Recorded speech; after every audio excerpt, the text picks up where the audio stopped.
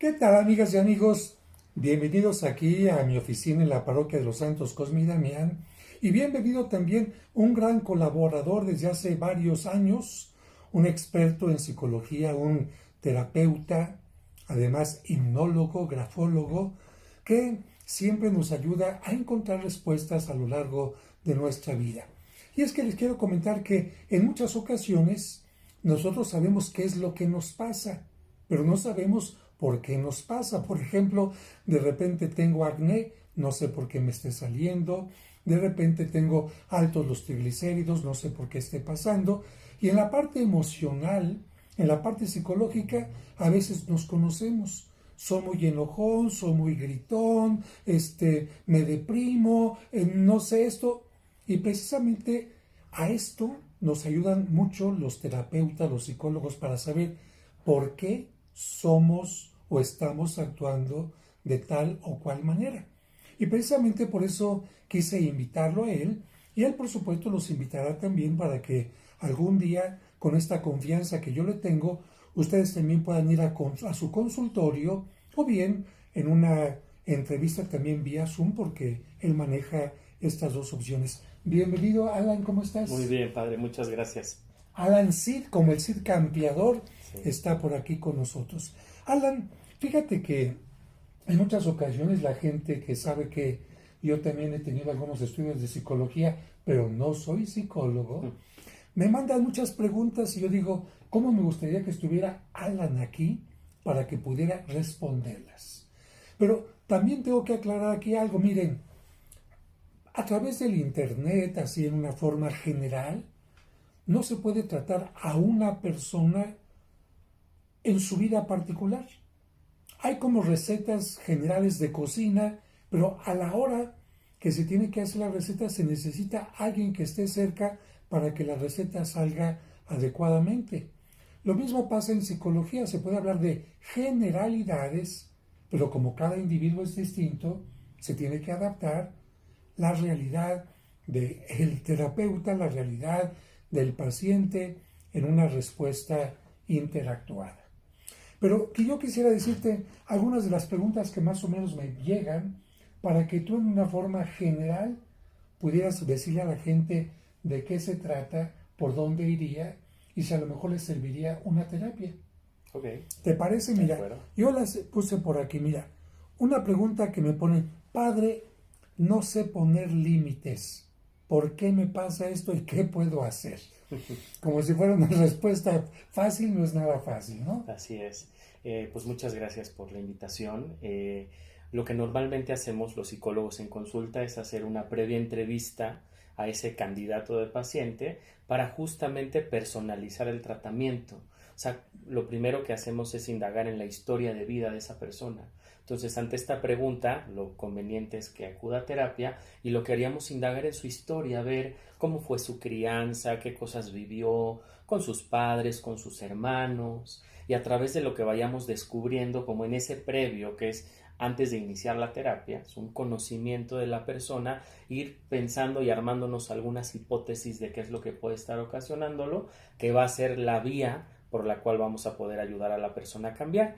Por ejemplo, ¿no? Podríamos encontrar en algunos casos, no en todos, que de repente la persona se quedó como instalada en un modo de relación más de tipo infantil, como cuando los niños quieren complacer a los padres y entonces hacen lo que los padres dicen, como ellos quieren. El niño puede estar asustado de confrontar a esos padres y entonces se vuelve un niño permisivo que no pone límites, pero se vuelve un conflicto en la vida adulta porque la mente no pudo como hacer ese desprendimiento de esos aspectos de la niñez y que ahora se están repitiendo en la vida adulta. Bueno, y además esto es importante porque en la vida hay que aprender a poner límites. Los países tienen límites. Un campo de fútbol tiene límites. El horario del partido de fútbol tiene límites. La casa de tu vecino y la tuya tiene un límite. Y si tú no eres capaz de poner un límite, de no decir no, hasta aquí se puede, etcétera, cuidado porque lo más seguro es que puedan abusar de ti en muchos sentidos, ¿verdad? Claro que sí. Otra pregunta que me ponen aquí, padre, dejo las cosas para después, ¿por qué me pasa? Claro. Bueno, ¿no? Esto de postergar, ¿no? Podemos pensar un montón de ideas, nunca va a ser una exclusiva. Normalmente la mente crea un conflicto por una serie de situaciones, ¿no? Entonces, en el consultorio, lo que yo hago con los pacientes es indagar esa multiplicidad de significados, ¿no? Si ahorita tuviéramos que dar por ahí alguno abierto, lo que yo analizaría con un paciente así es que probablemente inconscientemente completar esa actividad algo le produce, algo le causa. Vamos a poner un ejemplo, es muy común encontrar personas que no concluyen los estudios, se meten a una carrera, se quedan a la mitad y la abandonan. Entonces, en algunos de estos casos es porque en el fondo o inconscientemente la persona tiene miedo, ¿no? Como a llamarse ahora soy licenciado en lo que sea, porque eso implicaría enfrentarse al mundo poniéndose un nombre, mostrar sus aptitudes y sus capacidades. Entonces su mente inconsciente va a tratar de sabotear el que pueda concluir esta carrera, pero lo más interesante de esto, padre, es que esto sucede de modo inconsciente. O sea, la persona nos dice, sí quería yo acabar, sí me interesa, como la pregunta, ¿por qué estoy dejando las cosas para después? La respuesta sería porque en el fondo las quieres dejar para después. Y el trabajo sería entender por qué, que con qué te confrontarías si tú concluyes esa actividad que por ahí tú estás evitando. Qué interesante, porque como ven, no es una respuesta fácil, hay que indagar qué es lo que pasó en tu infancia, a qué le tienes miedo, y a lo mejor te va a preguntar, ¿has terminado alguna cosa bien en tu vida? Y te vas a dar cuenta, pues de veras que no, nunca he terminado algo. Culpo a los demás de lo que me pasa. Ok.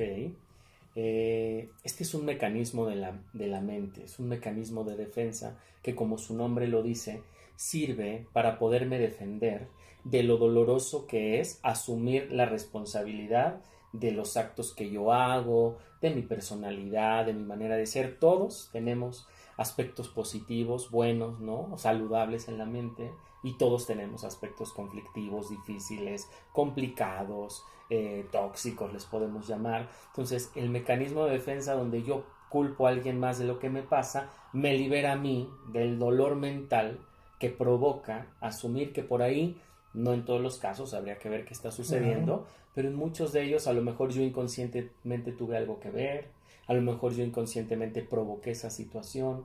Entonces la persona ocupa ese mecanismo para no sentir el dolor de decir, pues fuiste tú tuviste que ver algo con eso que sucedió, porque reconocerlo implica un dolor, digamos, de entrada al ego, ¿no? O sea, ¿cómo yo cometí este error? Bueno, pues sí, porque somos humanos, ¿no? Esa valentía y además, bueno, la honestidad de decir, la regué y veo, tengo que cambiar. Ahorita que estábamos en este momento, pasaron unas ambulancias por ahí, unas patrullas que yo decía, de repente, esto que nos pasa en la vida son como esas ambulancias, una llamada de atención. ¿Por qué no tratas de ver qué es lo que está pasando con tu vida para evitar un mal mayor? Y a propósito de esto que decía Alan, yo recuerdo que en una ocasión una psicóloga decía que cuando hay una infidelidad, es curioso que la persona infiel culpe precisamente a la que le fue infiel diciéndole por tu culpa tú me orillaste, etcétera, cuando en el fondo lo que tiene es miedo de enfrentar las cosas y decir, metí la patota, ya no me gustas, en fin, ¿no? Claro, porque asumir la responsabilidad, yo fui quien engañó, implicaría también asumir un monto de culpa. O sea, sentir culpa, hay muchos niveles, no es un gradiente, pero un nivel de culpa es hasta saludable porque me permite reconocer que hice algo que dañó a alguien más. Entonces, aceptar esa culpa y tolerarla no es fácil. Entonces, el mecanismo más fácil es, la pongo en ti, fuiste tú lo provocaste, y así yo dejo como la culpa en la otra persona, yo no la tengo que asumir, y entonces eso hace que la persona no pueda, pues, aceptar, ¿no? Que también dañó a otra persona. Y entre parejas yo creo que es muy frecuente. Entre parejas se le echa la culpa a la pareja, o los hijos pueden estarla culpando a usted, mamá o papá, o si tú eres hijo, ¿qué tal si en lugar de culpar a tus papás mejor vas resolviendo tu propio asunto? Qué interesante. Aquí es al revés. Padre, yo tengo complejo de culpa, me echo la culpa de todo.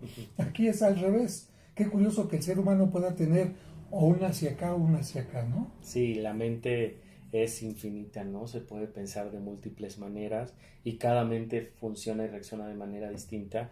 Por eso a mí me han servido mucho esas previas conversaciones con ese candidato de paciente para entender por dónde va la situación y de lo que le está pasando, ¿no? Sigmund Freud decía que en la mente hay instancias psíquicas. A ver, espérame tantito.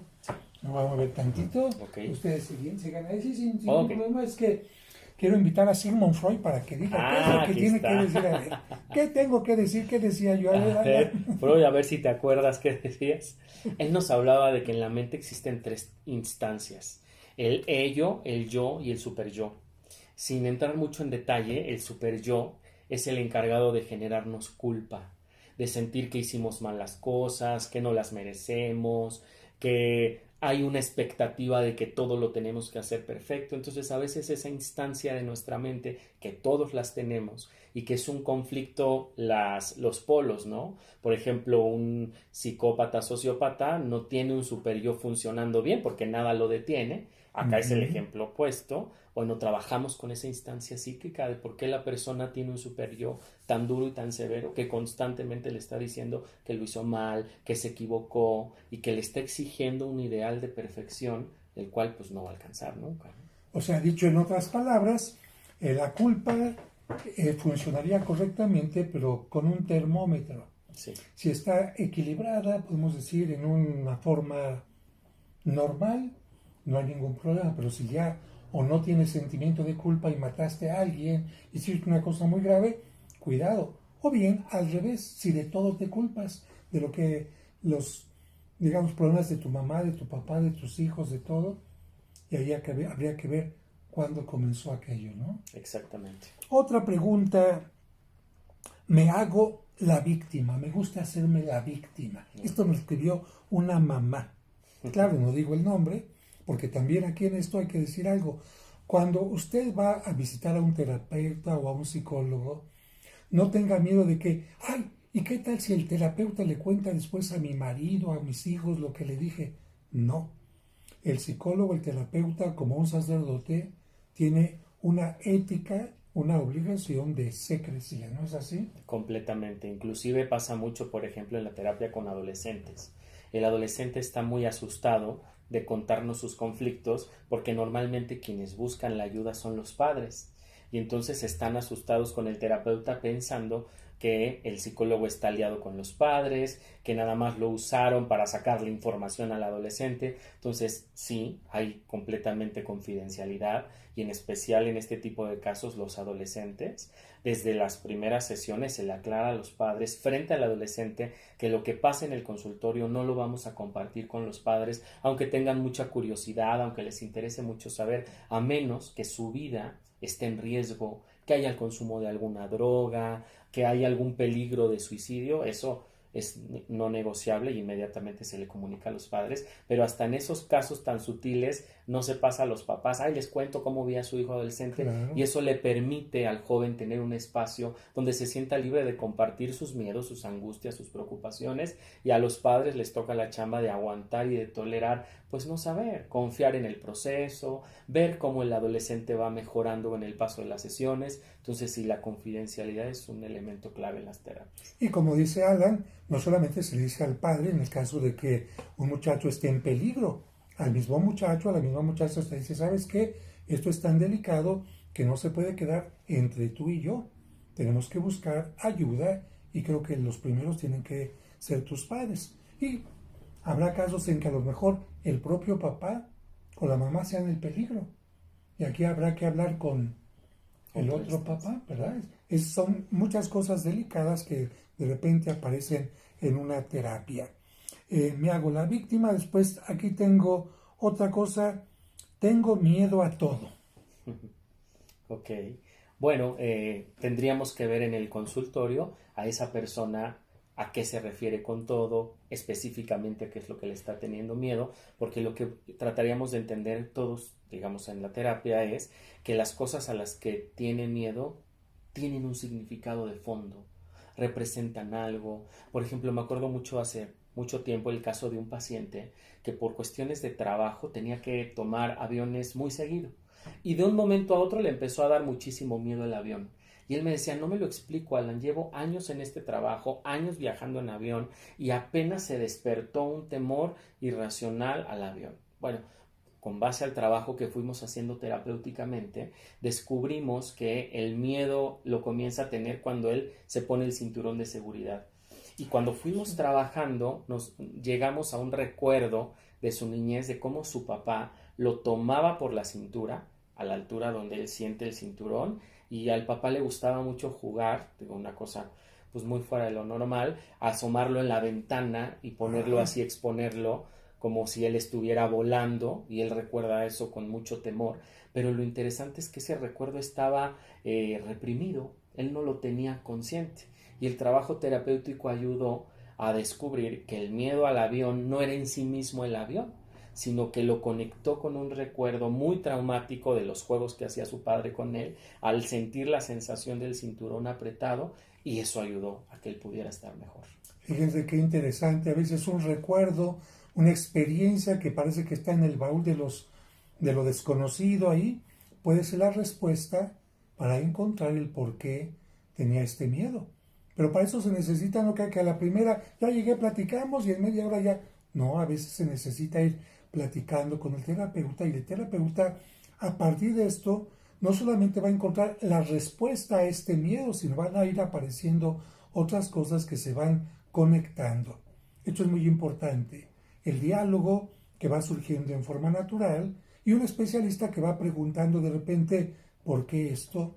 Decirle, tengo miedo a todo, ¿qué significa? Porque no creo que le tengas miedo a la comida, ni a bañarte, ni a cortarte las uñas, ni a peinarte. Decir todo a veces también habla de que estás haciendo demasiado grande un problema y quizás no lo sea tanto, y eso hasta puede ayudar a calmar a la persona. Soy muy celosa. ¿Hay alguna pastilla para quitar? Por supuesto que claro, no hay pastillas no. Para quitarse los celos.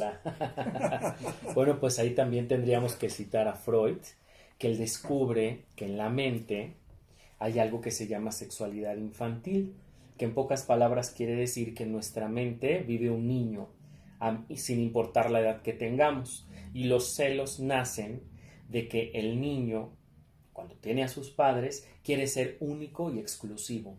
Y cualquier persona que le quite ese lugar de exclusividad, el niño lo va a celar. Puede el niño tener una conexión con el padre y sentir celos con la mamá. El niño de repente se conecta con la mamá y los celos son hacia el padre. Con los hermanos es lo más típico y común. Los principales conflictos en la primaria y en el kinder son por celos, la misa a quién le hizo caso, en los bailables a quién pusieron hasta adelante, a quién la misa saludó cariñosamente y a quién no. Y entonces no hay una cura y una pastilla mágica, lo que hay es un trabajo terapéutico para resolver cómo la persona se quedó instalada una vez más en una etapa, en una emoción que pertenece al mundo de la niñez y que a la persona la sigue afectando. Entonces, ¿qué hay detrás de los celos? Unos deseos de ser exclusivo, de que no exista nadie más que yo siendo el más importante para tal persona y que nadie me quite ese lugar. Y bueno, yo creo que nadie puede tener a otra persona como exclusiva. A lo mejor le podemos dar un trato preferencial, pero hay muchas personas que forman parte de nuestro círculo, y esto no significa que por quererte a ti voy a descuidar a mi mamá, a mi hermana, a mi trabajo, a un compañero, ¿no? Entonces tiene que ver también con seguridad personal, ¿no? Así es. Otra pregunta más por acá. Son muy dependiente. Habría que preguntar acá, dependiente económico, dependiente emocional, para tus decisiones. Otra vez la pregunta, ¿no? Hay que platicar. ¿Y qué consideras también dependiente? Sí, claro, ¿a qué se refiere? Lo más interesante de esto, padre, es que este tipo de situaciones, la dependencia, los celos, la forma en la que los vamos a trabajar, aparte de ayudar al paciente a explorarlos, es que le vamos a ayudar a que él descubra que ese mismo conflicto lo va a vivir en el consultorio con el terapeuta.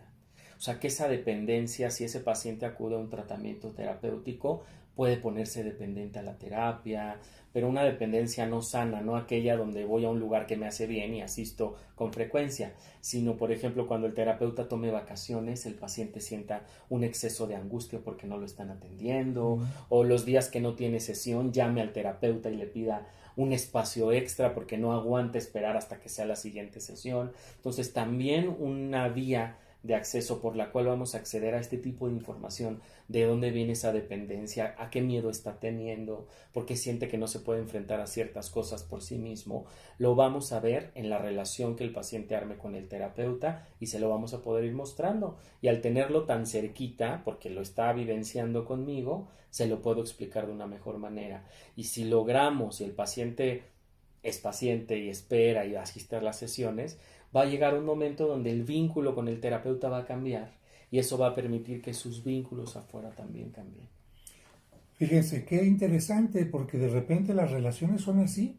De repente puede llegar el paciente y voy a tomar al psicólogo como si fuera mi papá o mi mamá y que él me resuelva todo. Oye, tienes que enfrentar esto. Oiga, ¿y no va mejor le dice a mi mamá, va usted esto? No, joven. Se trata de que tú vayas resolviendo tu problema, porque un psicólogo no te va a ayudar a decrecer, sino por el contrario, te va a ayudar a crecer. Claro, no puede hacer las cosas por ti, te va a decir, mira, este es el camino, lo quieres transitar, estas son las consecuencias, no lo quieres transitar, estas son las consecuencias y tú tienes la decisión, ¿no? Claro, ese es un gran mito, padre, que el psicólogo hay que ir a pedirle consejos. Las mamás de adolescentes, cuéntale a Alan lo que hiciste, ¿eh? No se te olvide contarle cómo te portaste, como si la terapia tuviera una función así, no regañar, decir esto está bien, esto está mal. Entonces ese es un gran mito, ¿no? Mucha gente busca terapia pensando que el psicólogo le va a decir al paciente haz esto no lo hagas, y con el paso del tiempo descubre que no, que es una herramienta de exploración de su mente, de entender cosas de las que no es consciente, de profundizar y de mirar por qué hace las cosas y no sabe por qué, y cómo ir haciendo ese descubrimiento le da fuerza y después puede tomar las decisiones que quiera. A ver, chócalas. ¿Por qué? Porque muchas veces la mamá van con el padre así, padre, le traigo a mi hijo para que le diga esto, ¿eh? Padre, mi hijo se va a confesar con usted, pero le dice esto y aquello más. Padre, le voy a traer a mi hijo. A ver, señora, para empezar, ¿su hijo quiere venir a hablar conmigo? No. ¿Está abierto a tener un cambio? No. ¿De verdad no tiene ningún interés en que yo lo conozca? No. Entonces, señora, ¿para qué me lo trae? La verdad, vamos a perder el tiempo, no solamente un sacerdote, sino un psicólogo también, porque para un cambio se necesita que la persona involucrada esté precisamente interesada. Es como un alcohólico que si no quiere dejar de beber, aunque lo encierren en un lugar, aunque lo lleven a tal cosa, a jurar, si la persona no quiere, no va a cambiar. Aquí es muy importante el respeto también a la persona. Padre, ya no quiero vivir. Aquí, bueno, no sabemos ni siquiera la edad. Claro. No es lo mismo una persona que tiene cáncer en etapa terminal, una persona que está quizás de 8 años, una persona que acaba de romper con una pareja, no sé, alguien que tiene muchas deudas. Hay muchas cosas que pueden decir que la vida quizás ya no sea agradable, ¿no? Claro, normalmente hay que diferenciarlo, ¿no? Hay momentos en los que la persona usa esa expresión sin referirse al acto como tal, sino para describir un estado emocional de tristeza, y hay otros casos donde la persona efectivamente pues ya no quiere vivir y ahí estaríamos frente a un cuadro depresivo mayor. Entonces, cuando vemos ese tipo de situaciones, siempre lo recomendable es trabajar de la mano con un psiquiatra.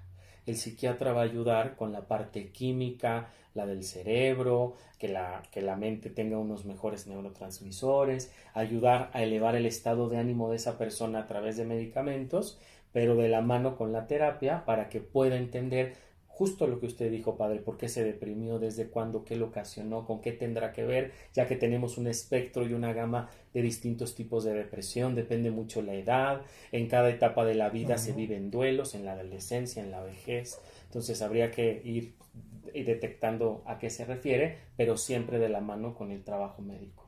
Y aquí hay que tomar en cuenta, porque miren, a veces la gente creyente y también los no creyentes Piensan que cuando alguna persona está triste, no saben ni siquiera que está deprimida, o cuando una persona está deprimida, simplemente llegan y échale ganas, ten mucha fe, ten confianza. Si no se trata de falta de ganas, no se trata de falta de interés, es que, como dice Alan, hay algo en el cerebro que está funcionando mal químicamente y para eso se necesita un psiquiatra.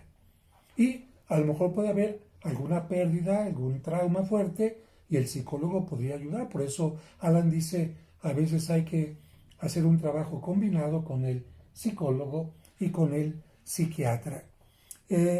Mi problema no tiene solución. Bueno, entonces yo diría a esta persona, ¿y entonces para qué me escribió? ¿Verdad? Claro, claro. Yo creo que habría que decirle, ¿por qué piensas que no tiene solución? Primero vamos a hablar cuál es tu problema. Y resulta que el problema para la persona se está ahogando, como decimos, en un vaso de agua, y es bueno que desde fuera alguien te diga, mira, la verdad, no seas sangrón o no seas payaso. Claro, nunca se le va a decir a la persona, nunca se le va a etiquetar, pues le va a decir, oye, a lo mejor estás exagerando un poquito, vamos a analizarlo, pero siempre respetando lo que dice la persona, porque no va a decir, voy al psicólogo para que me regañe, el psicólogo nunca te va a regañar, ¿o sí? No, nos regañamos, no, no es la función, no serviría de nada. Y si lo que estamos trabajando en muchos de los casos es el niño de la mente, si el psicólogo se pone a regañar, estaríamos como retraumatizando al paciente porque estamos ocupando el lugar más parecido al de un padre, al de una mamá, que te regañaban cuando no te portabas bien, y entonces ciclaríamos más al paciente en ese lugar. Entonces sí, habría que ver a qué o sea, este comentario que le escriben padre nos habla de una persona en un estado de desesperanza. Habría que ver por qué se siente en ese estado tan desesperanzado y cuál es la motivación que lo está generando. Si hay una parte victimizándose un poco, si está frente a un problema muy grande, si está en un duelo. Y entonces ir indagando junto con el paciente de qué se trata, ¿no?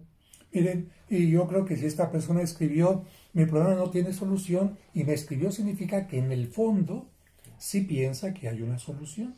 Y hay que tomar esa pequeña esperanza, aunque sea pequeñitita, para ayudar a que la persona vaya creciendo.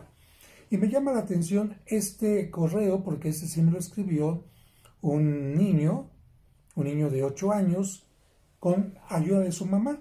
Me dice, padre, mi mamá me dijo que le escriba y que le diga que tengo una adicción. Y uno diría, un niño de 8 años una adicción. Y él me comenta aquí que no puede dormir sin un osito de peluche.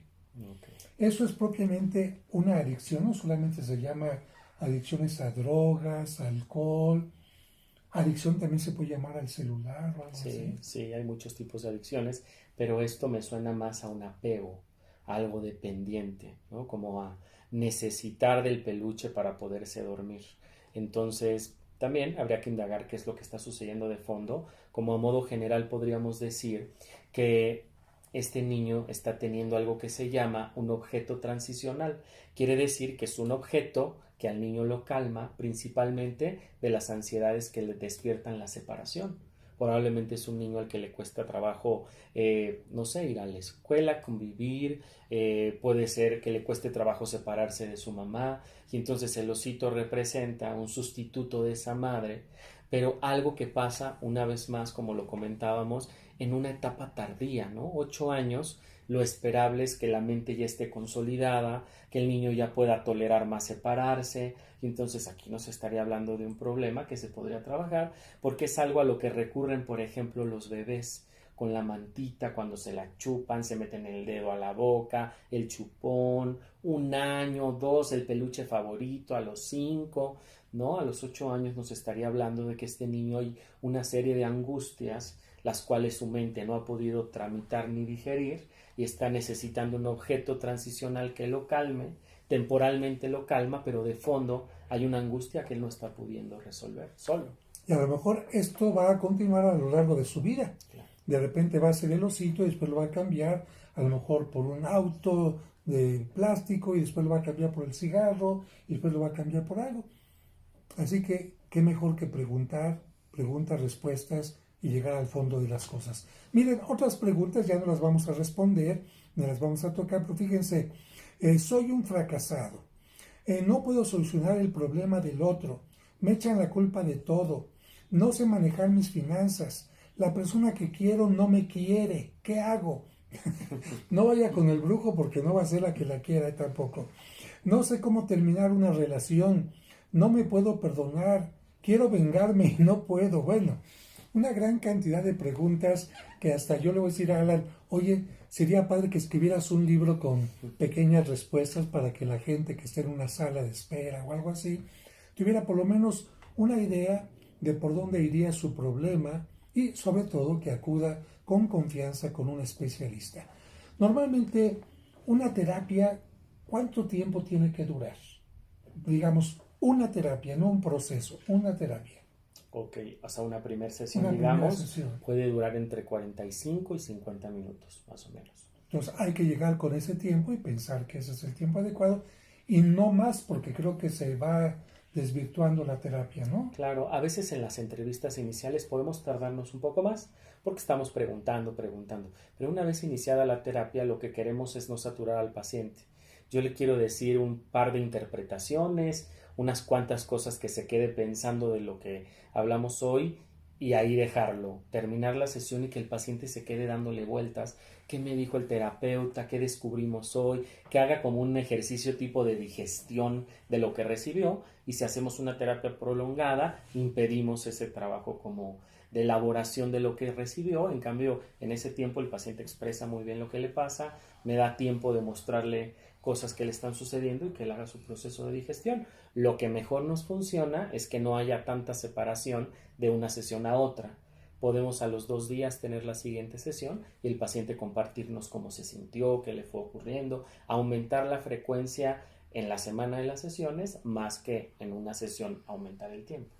Mire, yo sé que muchos de nosotros tenemos problemas y algunos lamentablemente cuando tienen un problema acuden con alguien para que les haga una limpia. Muy respetable, pero a veces no es el problema.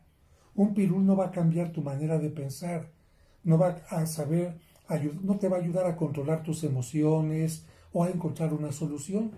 Otras personas van a que les lean el tarot o les dan un cuarzo, les dan quién sabe qué cosas mágicas.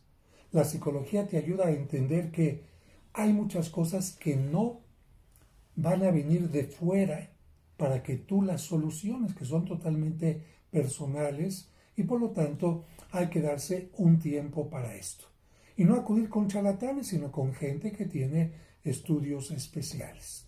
Así que por esta ocasión vamos a concluir este encuentro con Alan. Como pueden ver, siempre hay una forma de encontrar una solución y yo les recomiendo que de verdad busquen a alguien que les dé alguna ayuda profesional. Y en el caso de Alan, ¿dónde te encuentran? Gracias, padre. Pueden visitar mi página www.alancid.com o al teléfono 55 28 62 33 18. ¿Lo repetimos una vez más, por favor? Sí, la página www.alancid.com y el teléfono 55 28 62 33 18. Y ahí van a encontrar la doble modalidad, o bien en forma presencial en una zona céntrica de la Ciudad de México, en la colonia Roma, ¿no?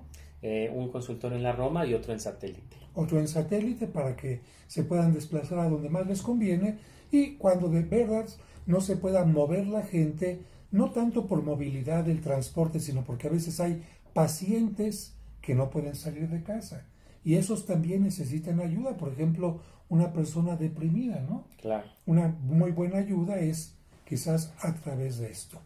Bueno, yo los invito a nuestra siguiente plática que vamos a tomar de esto, porque hubo muchas preguntas que tienen que ver con cuestiones de adolescentes.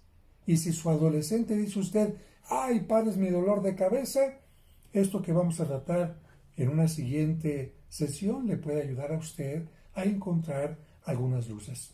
Gracias, Alan. Gracias, padre. Gracias. Gracias, señor Freud. Despídase. Y gracias a todos por su atención.